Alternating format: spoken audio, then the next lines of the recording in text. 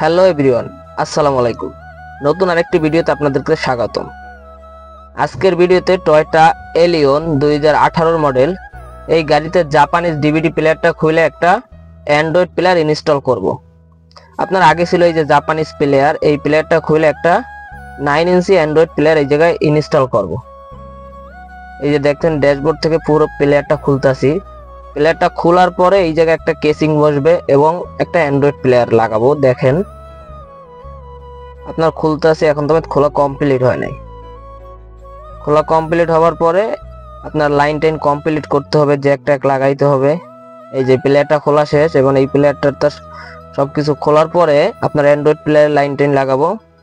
আর এই যে ক্যালোরিয়নের এই অ্যান্ড্রয়েড প্লেয়ারটা আমরা ইনস্টল করব।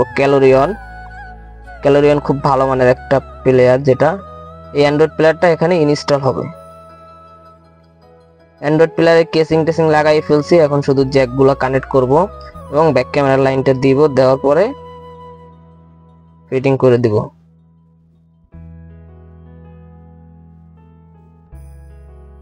এই যে দেখেন জ্যাকগুলো আমি লাগাইতেছি এবং ব্যাক ক্যামেরার লাইনটাও দিতেছি। এটা হলো আপনার ব্যাক ক্যামেরা লাইন, যেটাকে এখন লাগাইতেছি।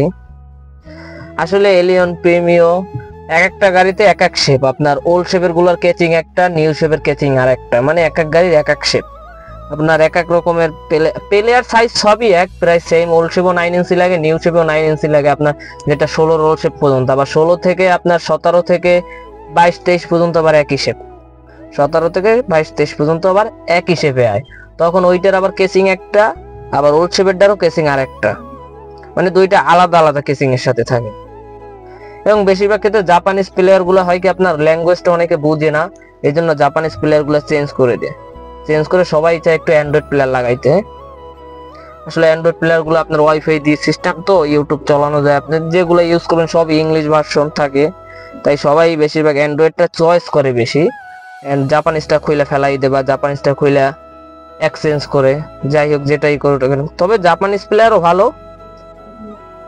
এই যে দেখেন আগের যে গাড়িতে এসির প্যানেলটা ছিল, এসির প্যানেলটা লাগাই দিলাম এবং আগের কেসিংটার সাথেই লাগাইলাম এসির প্যানেল। এই যে এটা এখন খুলে, এখন অ্যান্ড্রয়েড প্লেয়ারের কেসিংটা এই জায়গায় লাগাইতে হবে। আগের প্লেয়ারের যে কেসিংটা ছিল ওইটা খুলে ফেলছি। এখন অ্যান্ড্রয়েড প্লেয়ারের কেসিংটা দিয়ে এখনই ফিটিং করে দেবো। আপনাদেরকে দেখাই, অ্যান্ড্রয়েড প্লেয়ারের সাথে সব জ্যাকগুলো কানেক্ট করে নিতে আসি। সব জ্যাকগুলো কানেক্ট হলে আপনার পেন ড্রাইভের লাইন থেকে শুরু করে অল অপশন যা যা থাকে সবকিছু কানেক্ট করে নিতে আসি। কানেক্ট করে প্লেয়ারটা এই জায়গায় লাগাই দেবো। এই যে দেখেন আগে এই জায়গাটা ছিল আপনার 7 ইঞ্চি একটা প্লেয়ার, আর এখন এই জায়গায় এই যে 9 ইঞ্চি প্লেয়ারটা আমরা ইনস্টল করতে আছে। আগে ছিল 7 ইঞ্চি, এখন 2 ইঞ্চি বড় হয়ে গেছে, এখন হলো 9 ইঞ্চি। এই যে 9 ইঞ্চি প্লেয়ারটা ইনস্টল করে দিয়েছি। এই যে আর দেখেন আগের লুক আর এখন লুক অনেক ডিফারেন্স। এই যে ব্যাক ক্যামেরাটাও দিয়ে চেক করলাম প্লেয়ারটা লাগানোর পরে। এখন ইউটিউবে গান প্লে হইতে আছে। আর গাড়ির লুকটাও কত সুন্দর চেঞ্জ হয়ে গেছে। দেখেন আগে ছিল ছোট ফেজার, আর এখন হয়ে গেছে বড় বড় একটা, যেটাকে বলে একটা মনিটরের মতন বড় একটা মনিটর হয়ে গেছে। আগে ছিল ছোট। আমাদের কাছে যে কোনো অ্যান্ড্রয়েড প্লেয়ার পাওয়া যায় এবং যে কোনো গাড়ি অ্যান্ড্রয়েড কেসিং অ্যাভেলেবেল পাওয়া যায়। ধন্যবাদ, আসসালামু আলাইকুম।